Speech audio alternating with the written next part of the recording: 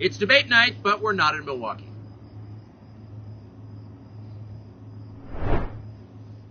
Mr. President, thanks for joining us. Thank you. Why aren't you at the Fox News debate tonight in Milwaukee? Well, you know, a lot of people have been asking me that, and many people said you shouldn't do them, but you see the polls have come out, and I'm leading by 50 and 60 points.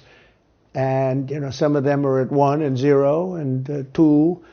And I'm saying, do I sit there for an hour or 2 hours, whatever it's going to be, and get harassed by people that shouldn't even be running for president? Should I be doing that?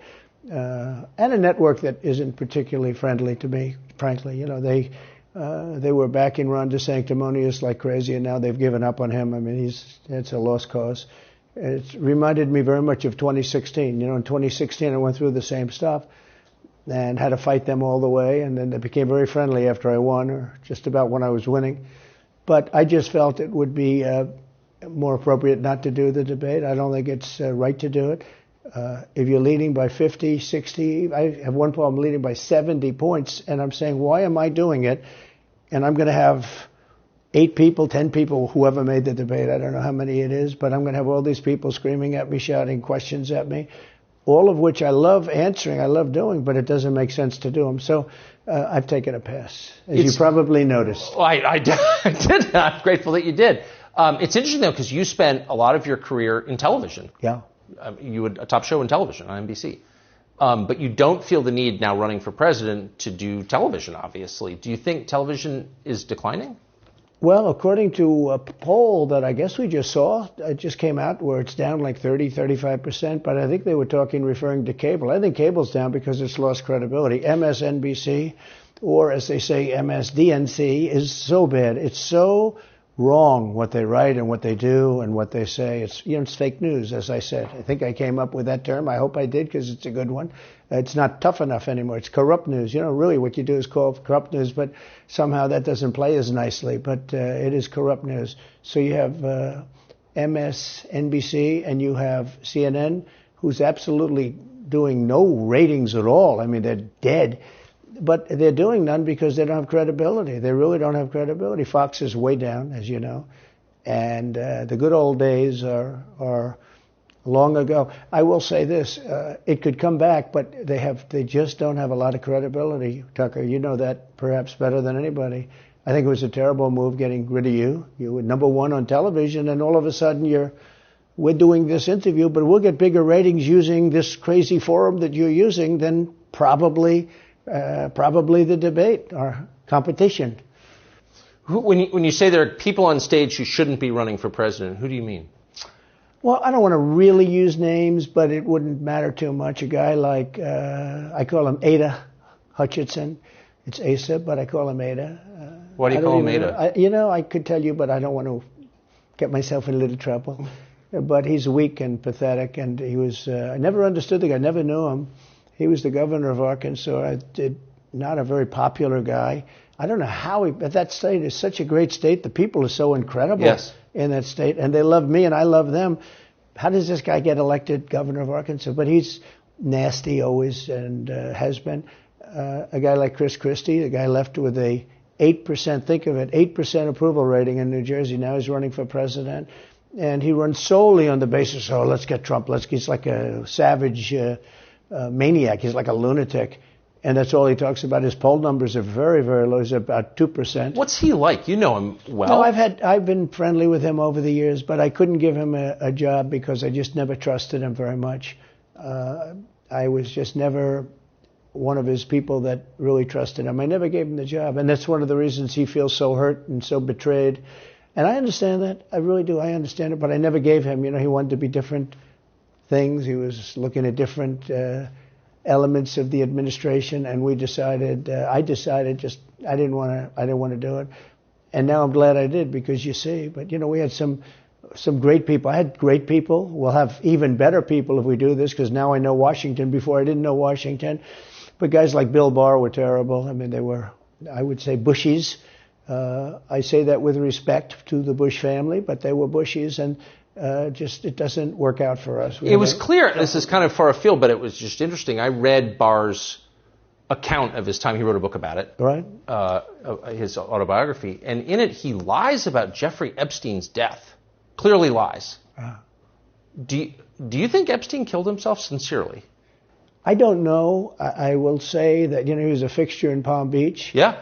I don't know what Barr said about it either. I have no idea what he said. What did he say? He killed himself, probably? He said he killed himself and that they were going to do this investigation. They never did the investigation. It's never been public. Well, and they hid it. And, why are they doing that? And clearly Barr knew. But why would Bill Barr be covering up the death of Jeffrey Epstein? Bill Barr didn't do an investigation on the election fraud either, okay? He said he did, and he pretended he did, but he didn't. McSwain, the U.S. attorney in Pennsylvania, Philadelphia, said Barr just wouldn't let him do it. It was crazy. Barr became so petrified, so frightened of being impeached. They were going to impeach him. I don't know if you remember it. Yeah. It's not a big moment in history. But they said, we're going to impeach. They play a much rougher game, the left, the lunatics. And they were going to impeach Bill Barr, and he was petrified. Now, how do you not get impeached? Don't do any of this stuff. But he didn't do the job there. I don't know what he did with Epstein, but possibly he didn't. Do you think it's possible that Epstein was killed? Oh, sure, it's possible. I mean, I don't really believe. I think he probably committed suicide. He had a life with, beautiful homes and beautiful everything, and he all of a sudden he's incarcerated and not doing very well. I would say that he did, but there are those people. There are many people. I think you're one of them, right? But a lot of people think that he was killed. He knew a lot on a lot of people. He was killed. You think so? I think the closer you look, I'm not a conspiracy person at all. I believe everything I hear. But yeah, the closer you look into it, I mean, the Attorney General of the United States, your Attorney General, clearly lied about the Epstein death. Yeah, and he was. Why? He was certainly. It wasn't well done. They had no cameras. They had no anything. Everybody was sleeping, and a case could be made. Look, I'm not going to get involved in it, but I can tell you a case could be made either way. But it certainly wasn't the most well-run place. So the reason I'm asking you is I'm looking at the trajectory since 2015 when you got into politics, for real, and then won. It started with protests against you, massive protests, right. Organized protests by the left, and then it moved to impeachment twice, right. And now indictment. I mean, the next stage is violence. Are you worried that they're going to try and kill you? Why wouldn't they try and kill you, honestly? They're savage animals. They are people that are sick, really sick. You have great people in the Democrat Party. You have great people that are Democrats. Most of the people in our country are fantastic, and I'm representing everybody. I'm not just Republicans or conservatives. Right. I represent everybody. I'm the president of everybody. But I've seen what they do. I've seen the lengths that they go to. When they make up the Russia, when that's exposed and they go down, and Barr should have gone after them, and other people should have gone after. And they did very late, because the Durham report came out. It was fairly good. It could have been a lot tougher, I guess, but it was fairly good. But it explained how corrupt it was. I'll tell you who did a great job was the Inspector General Horowitz. He did a phenomenal report. You didn't have to go to Durham. He did it on Comey and on, I guess, McCabe and some others, and it was a vicious, it was basically a true report, how bad they are. But these people are sick people. These are people that I think they hate our country. You want to know the truth. When you see open borders, when you see these policies that they have, and so many other things, it's so sad to see. We have a country that's very fragile right now. I've never seen, I will say, look, I ran in 16, which was 15, but I ran in 16, election in 16, and there was tremendous spirit. In 20, there was even more spirit. We got millions and millions more votes. It wasn't even a contest. People said, well, what do you think of 20? I said, we did much better. We did. You got to base it on the number of votes. We got many more votes in 20 than we did in 16. But the election was rigged. It was a rigged election. And with COVID, they used COVID to cheat in a lot of different things, and we have so much on it. It's like so easy. But we had judges that didn't want to look. We had people didn't want to get involved. They called you, he's a conspiracy theorist if you say anything about the election. But I have never seen spirit like there is right now. Even coming down here, just the people on the road that are just absolutely going crazy. And the reason is, I think they like me, and I know they love my policies. I hope they like me too. A lot of people say they don't like me, but they like my policies. I think they like me. But I have never seen spirit like it is right now. And the reason is because crooked Joe Biden is so bad. He's the worst president in the history of our country. I don't think he's going to make it to the gate, but, you never know. But he's a corrupt person, so corrupt that I took the name off Hillary. I don't do two people at one time. I took the crooked Hillary and I retired the name. That was a good day for her. I bet she was very happy. And I used it for Joe because it's crooked Joe. But Joe is really... But you don't think he's going to make it to November of 2024? Well, I think he's worse mentally than he is physically. And physically, he's not exactly a triathlete or any kind of an athlete. You look at him, he can't walk to the helicopter. He walks, he can't lift his feet out of the grass. It's only 2 inches at the White House, right? That's not a lot. But you watch him, and it looks like he's walking on toothpicks. So, and then you see him on the beach where he can't lift a chair. Those chairs are meant to be light, right? They're like 2 ounces. Yeah. You lift them up. He can't lift the chair. He can't walk to the chair.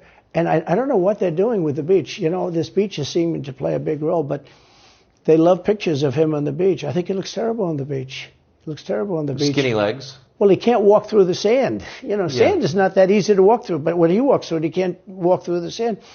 And there's somebody in there that thinks he looks fabulous at the beach. I think he looks horrible at the beach. Plus, the beach doesn't represent what a president's supposed to be doing. You're supposed to be working.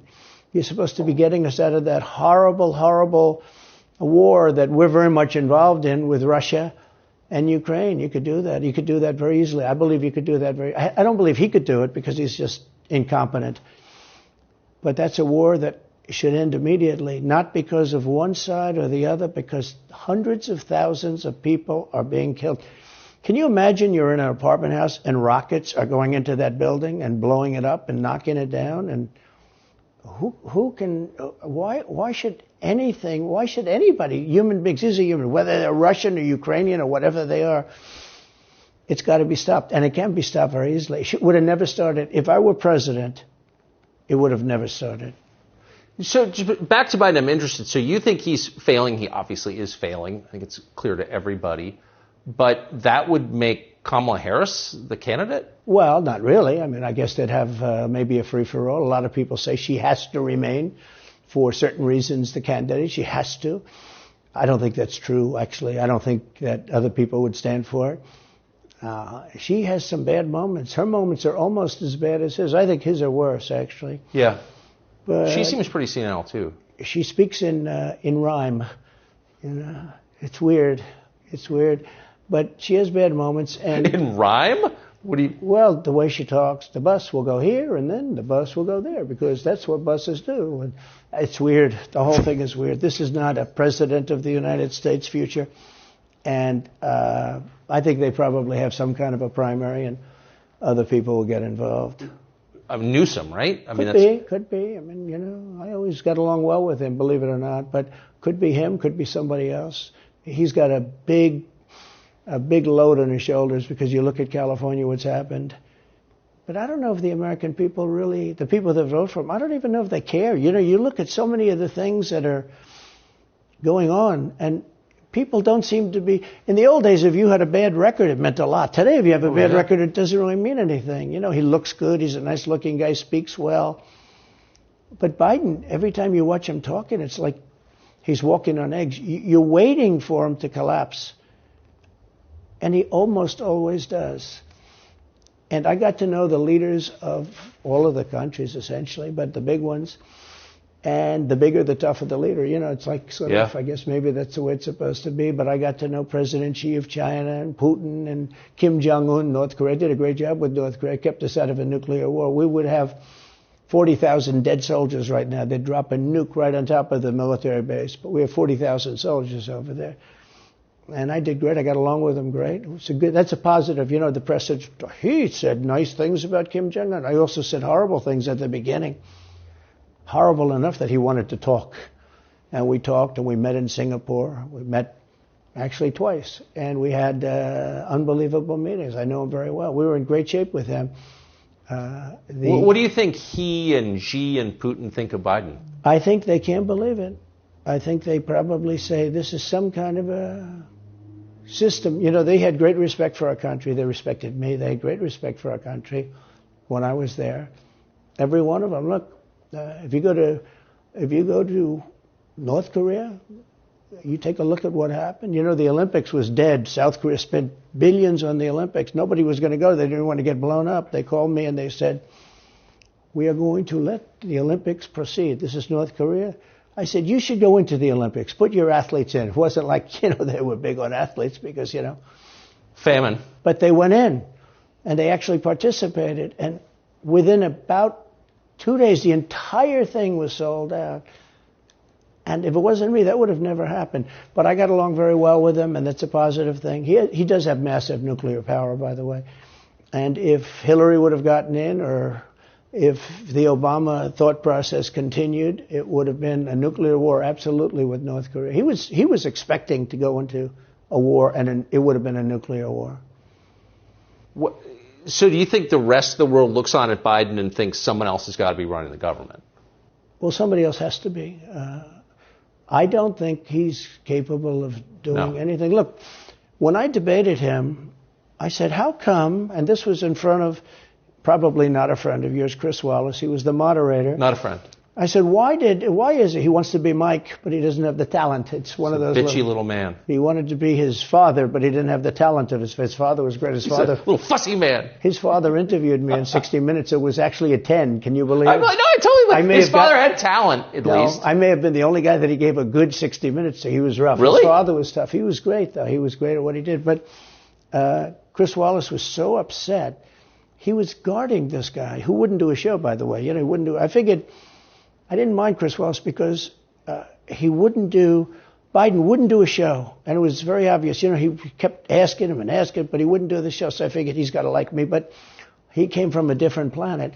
But remember when I asked the question, why is it that the mayor of Moscow's wife is allowed to give you $3.5 million? Don't forget, that was brought up. Now it's brought up all the time. But that was brought up by me long before anyone ever heard of it. I said, the mayor of Moscow's wife giving you $3.5 million. What did you do to deserve $3.5 million? To Biden. And Chris Wallace said, this has nothing to do with the debate. I mean, he got in the way of the question. No, it was crazy. And I said, well, wait a minute. He got $3.5 million from the mayor of Moscow's wife. Now, people forget that, but if you go back and take a look, you will see. And Chris Wallace didn't want me to ask that question. I said, I think it's a very appropriate question. It turned out to be much more appropriate than people thought. Amazing. So do you have a preference in, assuming you're the Republican nominee and all goes as you plan it to go, do you have a preference in who you run against? In many ways, I'd love to run against him because his record's so bad. It's still horrible when you look at inflation and everything else, but others also have very bad records. I mean, California's a bad record, so, should it be Gavin or should it be somebody else? When I look at San Francisco, what's happened to that incredible city. That was one of the greatest cities in the world just a short while ago, and now it's very sad when you look at it. Los Angeles, every city practically, all the Democrat-run cities. Republican-run cities are doing very nicely because they arrest people when you have crimes, and they don't go after political candidates because they think it's good. It's been amazing. My poll numbers are the highest I've ever had, but because people understand it. Can I just ask you, that gets back to my original question. So if the protest didn't work, you got elected anyway. Yeah. Impeachment didn't work twice, obviously. Indictment is not working. Your poll numbers go up. When they raided Mar-a-Lago in August of last year, your numbers went up. They can indict you 20 times, and you're not going to lose the Republican primary because of that. Well, it makes it look even more ridiculous. I mean, the 4 indictments, and maybe there'll be more. I don't know. These people are crazy. But they're counterproductive. So if you chart it out, it's an escalation, is what I'm saying. Yeah. So what's next? After, try to put you in prison for the rest of your life. That's not working. So, don't they have to kill you now? I think the people of our country don't get enough credit for how smart they are. And I'm not sure I would have said this 10 years ago, but they get it. They really get it. When somebody gets indicted, your poll numbers go down. When somebody gets indicted, you announce, ladies and gentlemen, I'll be leaving to spend time with my family and to fight for the rest of my life on this stuff. But you're out of politics. I got indicted 4 times. All trivia, nonsense, bullshit. It's all bullshit. it's horrible when you look and you look at what they're doing. The boxes hoax, I'm covered by the Presidential Records Act. I'm allowed to do exactly that. He's not covered, and he's got 25 times the number of boxes, and he's got them stored in Chinatown. He's got them stored in a flimsy garage underneath his Corvette at Penn. And by the way, at Penn, he gets millions of dollars. China pays this guy millions of dollars. See, I think he's the most corrupt president we've ever had, and he also has the distinction of being the most incompetent. And I believe both. I mean, he's both incompetent and corrupt. So and I actually believe he's compromised because China knows so much about him. They know where the money comes from. They know where it is, who paid it, and they probably paid it. Well, they do pay Penn, and he gets $1 million. I think he takes $999,000 because, keeps it a little bit under $1 million, like by $1. But he, in many ways, is a Manchurian candidate. We have a Manchurian candidate. And he's afraid to tell Russia to get out of Cuba. He's afraid to tell China to get out of Cuba. He's afraid. China now is building, think of this, China is building military installations in Cuba. The Cuban population of Miami is not too happy because they're never going to be able to go back. And you don't even hear about it. And the worst culprit is the press, the media, because normally, when I first heard that China's building installations in Cuba, and installations means military installations, okay, they said just some communication. They did that on the islands with Japan. They took the island, they started this massive construction, and they told everybody, including the Japanese have to be very careful, they told everybody that this is a housing development. They're going to build a housing development. And I said, how come the runway is 20,000 feet long? Private jets need 4,000 feet. They don't need 20,000 feet. The big ones need 20,000 feet. They don't even need 20. And I looked at the runway. I said, that's the largest runway ever built, both in width and length, for housing development. There's nobody that has a plane that big that you would have a runway that's Why that's is for China testing. allowed to conduct imperialism in our hemisphere? Well, yeah, and it's far beyond Cuba. It's all over South America. Yeah, in the Caribbean. So we built a thing called the Panama Canal. We lost 35,000 people to the mosquito, malaria. Yeah. We lost 35,000 people building. We lost 35,000 people because of the mosquito. Vicious. They had to build under nets. It was one of the true great wonders of the world. As he said, one of the 9 wonders of the world. No, it was one of the 7. It happened a little while ago, It says 9 wonders of the world. You could make 9 wonders. He would have been better off if he stuck with the 9 and just said, yeah, I think it's 9. But this is one of the true 7 wonders of the world. And you take a look at the Panama Canal. It was such an incredible engineering marvel. We sold it under Jimmy Carter. We sold it to Panama for $1. The following day, they quadrupled the amount of money that ships had to pay to get across. They didn't lose one ship. And now they've made it much bigger, and now they've widened it. They've doubled it, right? They've more than doubled it. And it's one of the most profitable things. Any time it's just incredible, right? We gave it away for $1. China now controls it. They actually control the Panama Canal. They run it. They control it. And we shouldn't let that happen. And we can't let China be in Cuba. And they'll get out. If I'm president, they'll get out. Because I had a very good relationship with President Xi, but he respected this country. He respected me. And he'll get out. And we can't let them run the Panama Canal. We built the Panama Canal. Should have never been given to Panama. We should have had it. But we gave it for $1. Think of it. They quadrupled. In one day, they lifted the fees, which are, pretty big, for these massive ships to go through, right? Rather than going around the Cape and through all the tremendous storms, such beauty, it's beautiful stuff. But you didn't want to get caught in those storms. Those were storms that wiped out the biggest ships. And we go through the Panama Canal. We built it. And we gave it away for $1. Think of that. How stupid are we? We have done the stupidest things in this country.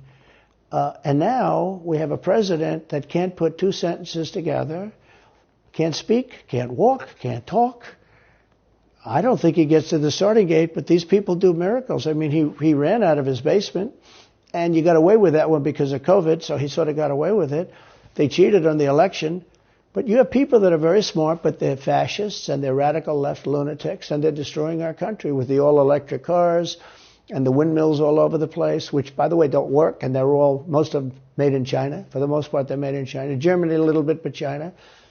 But you look at what's happening to our country, even no voter ID. I mean, why don't they want voter ID? There's only one reason they don't want voter ID, because they want to cheat. I mean, who doesn't want, the Democrat convention, the last one, they had voter ID that was this big. It looked like a prison card, this big on their chest. You walked in, they had your picture, your this, your fingerprint. They had everything. The most incredible voter ID I've ever seen.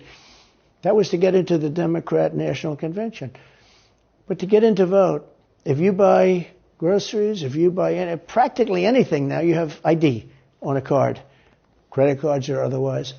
But don't you think it's racist to have to show your ID? Well, they probably say that. They use anything not to show ID, because voter ID is pretty simple. And we could go back, and we should go back to all paper ballots, voter ID, same-day voting. France did it. France had mail-in ballots, and it was terrible. Anytime you have mail-in ballots, you're going to have massive cheating on your elections. Anytime, not just the presidential election. Anytime you have... Isn't that the whole point of them? So yeah. You can cheat? Oh, yeah, sure. It's their whole point. That's their whole point. They want to cheat. Yeah. They have to cheat because their policies are so bad that if they didn't cheat, they couldn't get elected. Who wants open borders? Who wants high taxes? Who wants high interest rates? Who wants to not be able to use a gas stove or have to drive an electric car, which, you have a 4-hour drive, but the car only goes an hour and a half, so you have to charge it. The happiest moment for somebody in an electric car is the first 10 minutes. In other words, you get it charged, and now for 10 minutes. The unhappiest part is the next hour, because you're petrified that you're not going to be found to another charger. I'm not knocking electric cars. They're fine. They're fine. But if people want to buy a gasoline car or a hybrid, hybrids are pretty good, actually. But they should be allowed to buy. They don't want to do any of this. So right now, California's in a big brownout because their grid is a disaster. The grid all over the country is sort of a disaster, but the grid in California. And yet, they want to have in a very short period of time millions and millions of cars going off that grid, essentially.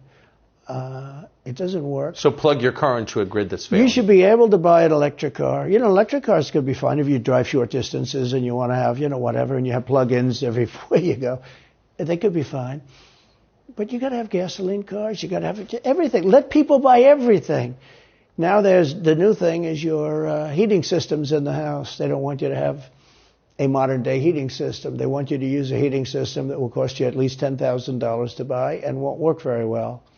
None of the stuff works as well. One of the things I did with EPA is you have states, many states, most of the states have so much water. It comes out of heaven, right? The water pours down and you have it. It's there. It's got to go wherever it goes, into the oceans, whatever. It's not like a big problem. Now, in some states they have a problem. You have some desert areas and all, and for that it's okay. But they have sinks where no water comes out. You turn it on, no water comes out. No water comes out of the shower. No water is allowed to go into the washing machine for your dishes or for your clothing or what. And I avoided all of that. Wait, they have sinks where no water comes out? Sure, you have restrictors. When I say no water, very little water. You want to wash your hands, right? Yeah. And you've seen this. And you turn on the sink and it's very little. Or you want to wash your beautiful hair, right? And you're standing under a shower. Then the suds never go. The water comes out very slowly. I'm sure you've seen this. It usually takes place in new hotels and new homes. Yeah, you take a drill and take the they have limiter out. Well, you can, but now they make it so you can't do that so easily. They have a restrictor. It's called a restrictor. And it restricts the water from coming out. So I ended all of that. And you have to see these, they let the water come out. You know what people do? They wash their hands like 5 times longer. Or in the washing machine, they'll press for their... Let's say the dishwasher, they'll press it. Then they'll press it about 7 or 8 times. Yeah. They'll end up using more water, and it still won't be very good. I met with the head of Whirlpool. They were practically going out of business during my administration, and they said to me, from Ohio, incredible, great state, I love Ohio, and they were really doing badly because people were dumping washing machines all over, mostly from South Korea, but also from China. And he was explaining it's just a terrible situation. I said, let me ask you, how's the quality? He says, we're better, but they are good enough quality. But, of course he's going to say that. But, they are better. He said, but they don't allow us. They're dumping these machines. They're cutting us in half. They're killing us. And on top of it, the government won't let us use water in our machines. I mean, he shows me like a quarter of a bottle of water. That's supposed to be washing clothing. And I freed it all up, and I put tariffs on these countries that were selling and the machines coming into the country. And that company went from all the washing machine companies, they make washing machines, they make dryers, they make all of the different machines that do this kind of work, including dishwashers. And they went from a disaster area to being just thriving. But can I ask, they love me in that part of Ohio. Well, I bet they do, but why should EPA, no one at EPA was elected by anybody, why do they have the power to decide how much water your washing machine uses? Shouldn't Congress in a democracy get to vote on that? Yeah, you could say that. They do things that are not very... So how do you... That's my question. How do you, if you get elected again, go back to Washington, how do you keep the agencies under control? How do you keep FBI and CIA specifically under control? The way you do it, like I fired Comey, that was a big deal. A lot of people said, and I fired him very early. Somebody said, I wish you would have fired him. There was a real question about firing him. Anyway, you understand, because, when they have a 10-year term, there is a question. I fired Comey. That was a great thing. If I didn't fire Comey, maybe I wouldn't be talking to you, or I'd be talking to you about real estate or something else other than politics, right? That was a coup, in my opinion. That was a very sick deal. That was the insurance policy. You remember the insurance policy? Oh, she's going to win, darling. She's going to win. But just in case she doesn't, we have an insurance policy. And insurance policy was what they were doing. And we caught them with that. That was a very important tweet or whatever it was, text. It was a big deal. That was a big deal. The insurance policy. She's going to win 100 million to 1. That's not good odds. At least they gave me 1, right? 100 million to 1. But just in case she doesn't win, we have an insurance policy. And everybody said, that's strange. That's strange. But we caught all that because I fired Comey. Because when I fired Comey, it was like throwing a rock into a hornet's nest, into a nest of bees, and the place went crazy. So when you were president, are you confident that you knew everything, say, CIA was doing around the world? No, I'm not. It's a very interesting group of people. I had very good relationships, I thought, but I was a little surprised when I got out that, things go on. Look, it's... What were you surprised by? I was surprised. I think it's some of the people. I was surprised that there was... I had a group of people. Look, we killed many, using the CIA, I have to say this, very bad actors. We were very good at it. You look at Soleimani, you look at al-Baghdadi, bigger than Osama bin Laden. I mean, Osama bin Laden, but al-Baghdadi did ISIS, and he was rebuilding ISIS very strongly. And that was the CIA that did that? That was really us that did that. Yeah. That was really us that did that. And Soleimani was us that did that, not so much CIA. But we did some very good work with the CIA. But I started, when I looked at the 51 intelligence agents saying that was the laptop from hell was Russia disinformation, when I took a look at that, I said, that's a horrible thing. They knew it wasn't. They knew it was not. And by the way, you're talking about cheating on the election? McLaughlin and Fabrizio, great pollsters, if they said a thing like that plus other things meant anywhere from 10 to 17% of the vote would change. Whatever happened to Mike Pence? You've always been nice to Pence. I've never heard you criticize Pence. You've defended him in public many, many times. He's out there attacking you. What is that? So Mike wants to run for president. You got to understand, in my opinion, Mike Pence had the absolute right to send the votes back to the legislatures. The Democrats and everybody said, you don't have the right. In other words, what I said, is he a human conveyor belt? You mean if he finds fraud in Pennsylvania, in Georgia, in any of these states, Arizona, he has to send them to Mitch McConnell, right? That's right, sir. Well, if he finds fraud, he has to? Yes, sir. I said, so he's a conveyor belt. Boom, put him in. I said, I don't agree with that. And we had some lawyers, not all, we had some lawyers that said, no, you do have the right to send them back to the legislatures to be rechecked. Because if you looked at what went on in Wisconsin, who, by the way, now agree with me, Wisconsin has been virtually, other than the fact they're not allowed to do anything statutorily. But Wisconsin has been, what they found is incredible. We won Wisconsin. But Mike Pence had the right, in my opinion, to send him back. Do you ever talk to him now? No, I haven't spoken to him in a long time. I was very disappointed in him. I didn't want to do what Thomas Jefferson did. Thomas Jefferson, it was Georgia. And it was, hear ye, hear ye, the great state of Georgia is not capable or allowed to tabulate their votes. And Thomas Jefferson, who was the vice president, said, is Georgia sure that they cannot tabulate their votes? Georgia is sure. He didn't send him back and have him redo it. He said, we will keep the votes of the great state of Georgia for Thomas Jefferson and his president. I didn't ask him for that. Could have done that too, but I didn't. I thought that would be turmoil. I asked him to send him back to his legislature, to the legislatures, in Wisconsin, let's say. But why didn't he? You'd worked together for 4 years. You're the president. He's VP. You say you're aligned on everything. I think he got very bad advice. I really do. Now, let me tell you what happened. I sat there with a few people. I think his lawyer was in the room, too. His lawyer was very much against it. There were other lawyers that felt you could do it. It was one of those things. I think you could have done it. I think you can always do something if you see fraud or if you see problems. But it's very interesting. So after the election was over, the rhinos got together with the Democrats, and they redid the election, so you couldn't do it anymore. So then I called the people. I said, so in other words, you're saying I was right. You could do it. Yes, you could do it.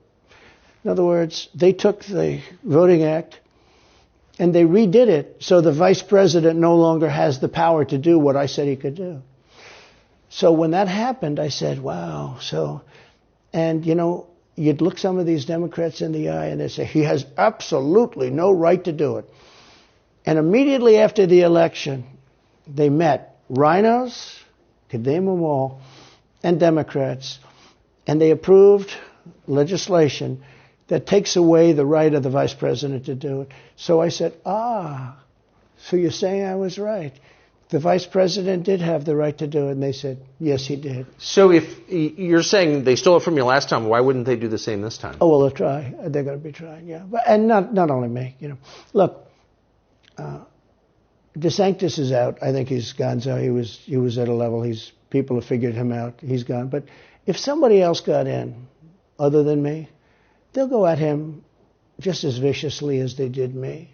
These people are sick. They will go after them. And a lot of people say they won't be able to hold up. I do get credit for holding up quite well, I must tell you. I think it's... How do you do that? How do you get indicted, every week and stay cheerful? I think it's a lot easier because I'm so high in the polls, because it means the people get it.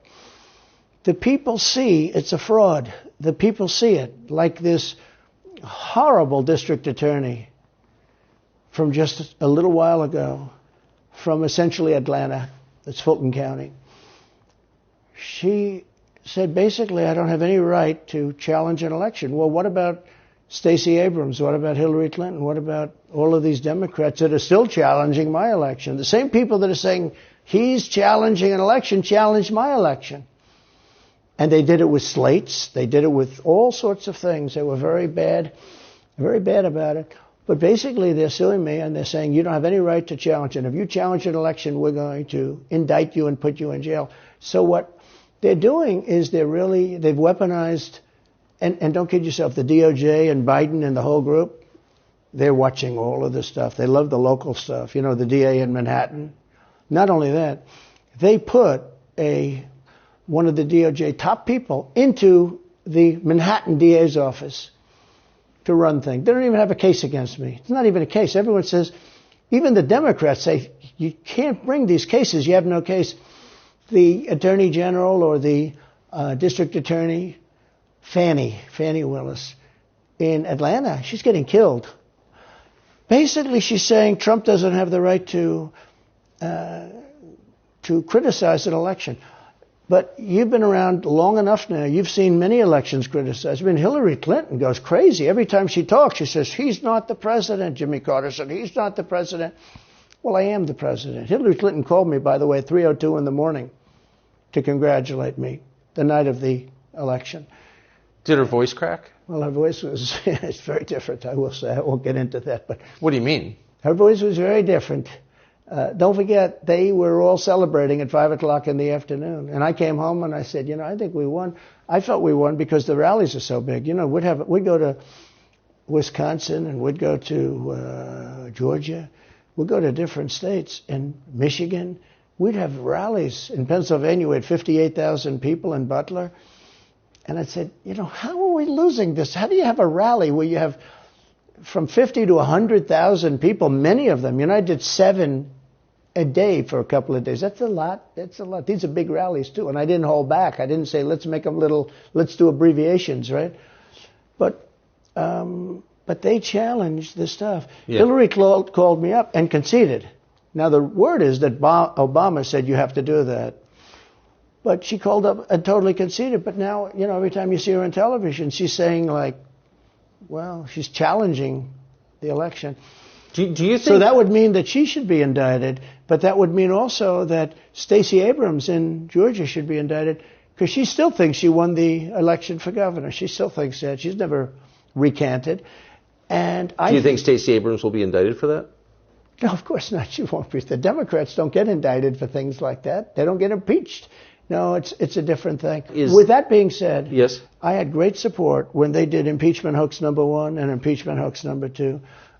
Jim Jordan, the House was fantastic. And actually the Senate was very good for me, other than, Mitch McConnell. I think if he had, it's too bad I endorsed him. He was begging. He was going to lose that race, and I endorsed him, and he ended up winning the race because of my endorsement. He was down. He was going to lose to Amy McGrath. She was $90 million in cash, all set to go. She was leading by 3. He was going down. I did him a favor, and then 3-4 months later, he really wanted to impeach me. He's a bad guy. But if you look at what's going on politically, it's so interesting. The level of loyalty is different in politics than it is in normal life, I will say. With that being said, I've had great loyalty also. But the House was fantastic. The Senate was very good. They overrode Mitch McConnell. Mitch McConnell, in my opinion, was trying to get senators to impeach me, especially for the second one. And on the first one, he acted very, very slow. He should have gone much faster. But Mitch McConnell wanted to, and the senators went up to him, guys that are subservient to him because he gives money. He gives them money. He gives them a lot of money. He raises some money and he gives it to them, and therefore they do what he said. That's the only form of leadership he's got. So last question. If you're elected president again, what's your number 1 priority? When you ran last time, you said, I will build a wall. This time, your bottom line top promise to the country. So you can do numerous things at the same time. Of course. But let's say number 1 is a border.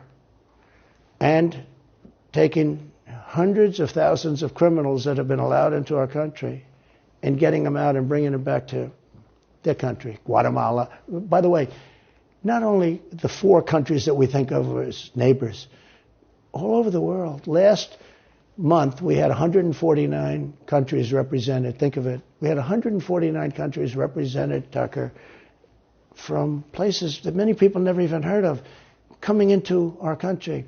And they're coming in from mental institutions, and they're coming in from prisons. They're emptying out their prisons all over South America. They're emptying out their mental institutions. Terrorists are pouring into our country. We have no idea. I had the strongest border in the history of our country, and I built almost 500 miles of wall. They like to say, oh, was it less? No. I built 500 miles. In fact, if you check with the authorities on the border, we built almost 500 miles of wall. And I had another 200 that I was going to build. It's like water. It seeks. And we're going to build another 200. We built it. It was all set to go. All they had to do was install it. It would have taken 3 weeks. And that's when I found out. I said, I think these people actually want open borders. The first thing I would do would be I would seal up the border good and tight, except for people that want to come in legally. Do you think we're moving towards civil war? There's tremendous passion and there's tremendous love. January 6th was a very interesting day because they don't report it properly. I believe it was the largest crowd I've ever spoken before. And some of the crowds I've spoken before. And like July 4th on the Mall. I think they had 1 million people there. But I think that the biggest crowd I've ever spoken before was on January 6th, and people that were in that crowd, a very, very small group of people, and we said patriotically and peacefully and patriotically, right? Nobody ever says that. Go peacefully and patriotically. But people that were in that crowd that day, very small group of people, went down there, and then there are a lot of scenarios that we can talk about. But people in that crowd said it was the most beautiful day they've ever experienced. There was love in that crowd. There was love and unity. I have never seen such spirit and such passion and such love. And I've also never seen simultaneously and from the same people such hatred of what they've done to our country. So do you think it's possible that there's open conflict? We seem to be moving towards something. I don't know, because I don't know what it, I can say this. There's a level of passion that I've never seen. There's a level of hatred that I've never seen, and that's probably a bad combination. Donald Trump, thank you. Thank you very much. Very much. Thank you. That is a bad combination, by the way. Bad combination. Thank you.